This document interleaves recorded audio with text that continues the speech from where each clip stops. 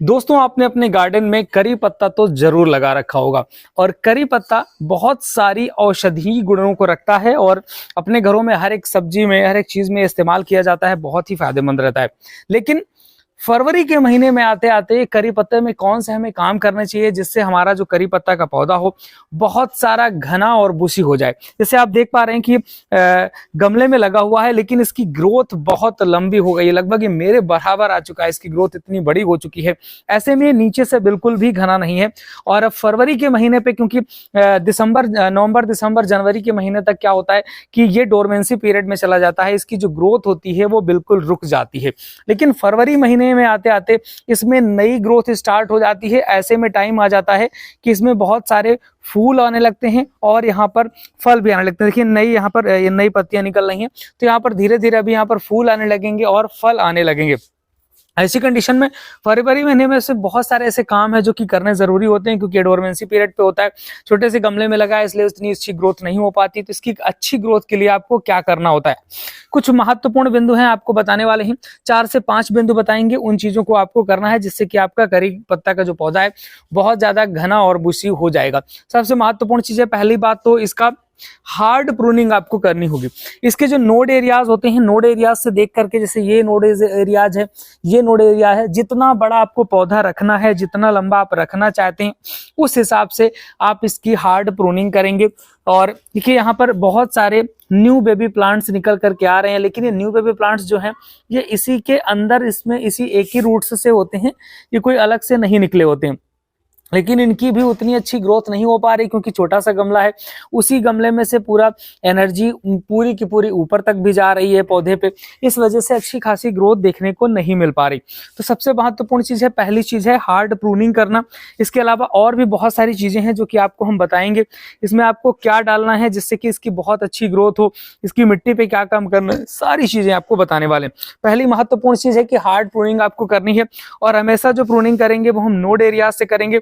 आप अपने पौधे को अगर इतना छोटा छोटा रखना चाहते हो, इतना बड़ा, तो आप यहाँ से हार्ड प्रूनिंग कर लीजिएगा। अगर आपको लग रहा है कि इतना भी बहुत बड़ा है तो आप यहाँ से हार्ड प्रूनिंग कर सकते हैं, जिससे कि जो नोड एरियाज होते हैं उसके बगल से फिर नए वहां पर किले आते हैं, नई जो है ब्रांचेस निकलना शुरू होती हैं। तो हम चाहते हैं कि इसको बहुत लंबा नहीं करना चाहते, तो हम सीधे यहाँ से इसकी हार्ड प्रूनिंग करने वाले हैं। तो इस तरीके से इसको कट करेंगे, ऐसे ही इसको कट करेंगे। तो इस तरीके से हमने इसको यहाँ से कट कर दिया है।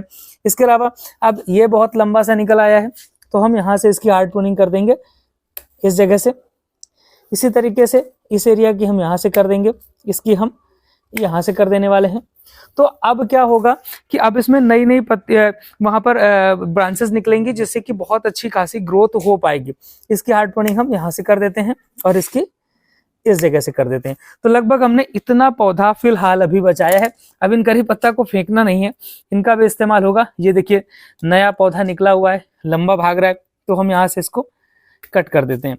अब ये जो हमारे न्यू बेबी प्लांट्स हैं, इनकी भी ग्रोथ अच्छी तरीके से हो पाएगी, इनको भी अच्छी तरीके से पोषण मिल पाएगा। अब ये पूरा का पूरा हमने इसकी सारी पत्तियां साफ कर दी हैं, क्योंकि जो न्यू बेबी ब्रांचेस हैं उनकी नहीं करेंगे। ये जितने करी पत्ता निकले हैं इनको उठा के रख देंगे। घर पे आप फ्रिज में स्टोर कर लीजिएगा, या आप इनको सुखा करके भी स्टोर कर सकते हैं, इसके बाद भी इस्तेमाल कर सकते हैं। सुखाने के बाद भी अच्छी तरीके से यूज में आ जाते हैं। इसके अलावा आप अगर चाहो तो इनको फ्रिज में रख करके भी स्टोर करके आप इनको इस्तेमाल कर सकते हो।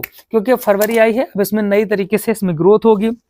इसको शुरुआत में ऐसी जगह पर रखेंगे जहां सुबह सुबह की अच्छी खासी 3 से 4 घंटे की धूप आए, जहां इसमें नई पत्तियां निकलने लगे, नई ब्रांचेस आने लगे, तो आपको इसको अच्छी खासी धूप वाले एरिया पे रख देना है।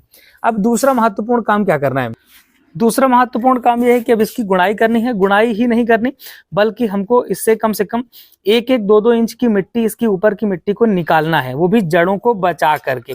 तो चलिए फटाफट इसकी हम गुड़ाई करके इसकी मिट्टी को निकालते हैं। तब तक होता क्या है कि जो ठंडी का मौसम होता है उस समय डोरमेंसी पीरियड में पौधा होता है और इसकी मिट्टी में भी पानी वगैरह कम पड़ा होता है, तो उतना अच्छा पोषण पौधे को पूरी तरीके से नहीं मिल पाता है।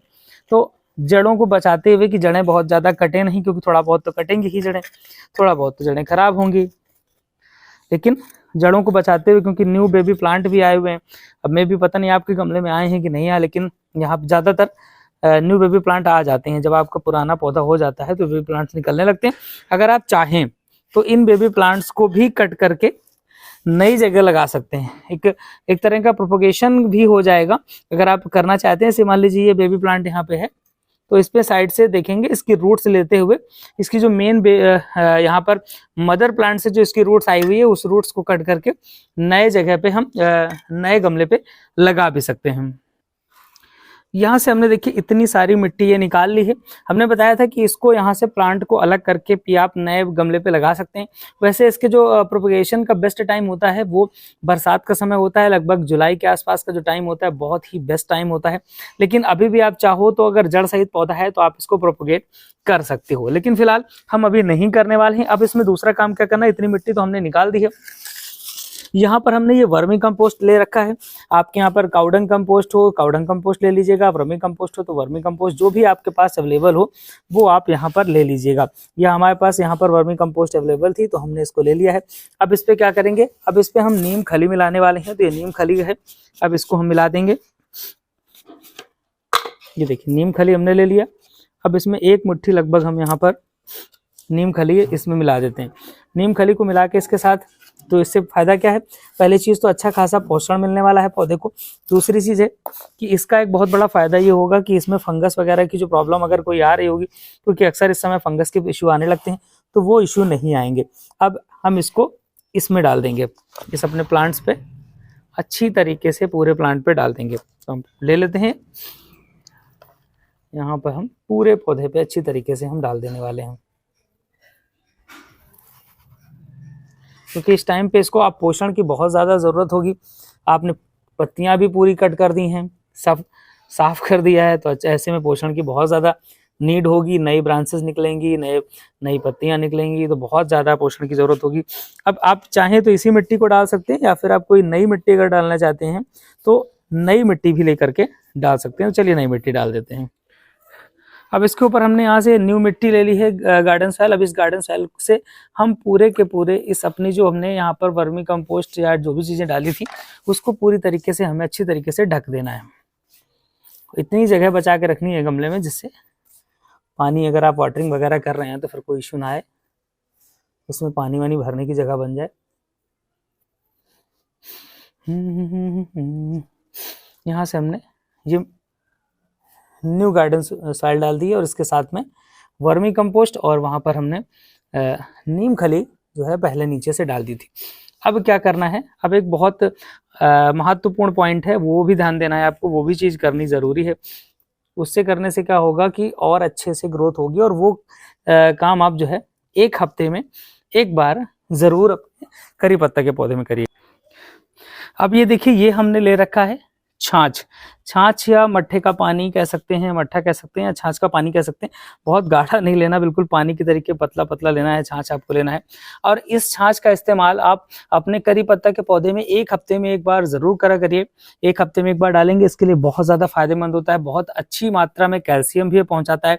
हमने यहाँ पर NPK की फुल व्यवस्था कर दी है, वहां पर डाल दिया है, नीम खली डाल दिया है, साथ में वहां पर हमने वर्मी कंपोस्ट डाल दिया है। आप चाहें तो सरसों खली का भी इस्तेमाल कर सकते हैं। अब इस छाछ को हम क्या करेंगे, पानी में मिक्स कर लेंगे, बिल्कुल डाइल्यूट कर लेंगे, बिल्कुल पतला पतला कर लेंगे।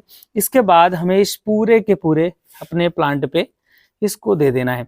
आप इसको हफ्ते में एक बार आप इसको जरूर अपने पौधे पे देते रहिएगा। अब क्योंकि इसमें नई ब्रांचेस, नई पत्तियां निकलने का वक्त आ चुका है, नई ब्रांचेस निकलेंगी, नई पत्तियां और नई ग्रोथ आपकी करी पत्ता में देखने को मिलेगी। और हमने नोड एरिया से इस तरीके से कट कर दिया। अब यहाँ पर नए नए ब्रांचेस निकलेंगे जो कि देखने में बहुत अच्छे लगेंगे। नेक्स्ट वीडियो लेकर के आएंगे, इसमें हम दिखाएंगे इसमें कितनी अच्छी इसकी ग्रोथ हुई है और किस तरीके से यहाँ पर ये जो बेबी प्लांट्स हैं इनकी भी अब ग्रोथ फास्ट होगी, क्योंकि ऊपर से पत्तियां कट हो चुकी हैं। अब ये अपनी पूरी ताकत को ले पाएंगे। ऐसे ही लगातार अपडेट आपको गार्डनिंग संबंधित मिलती रहेगी। लगातार अपडेट्स के लिए हमें सब्सक्राइब जरूर कर लीजिएगा। मिलेंगे फिर किसी नए वीडियो के साथ, देखते रहिए गार्डनिंग विद प्रिंस।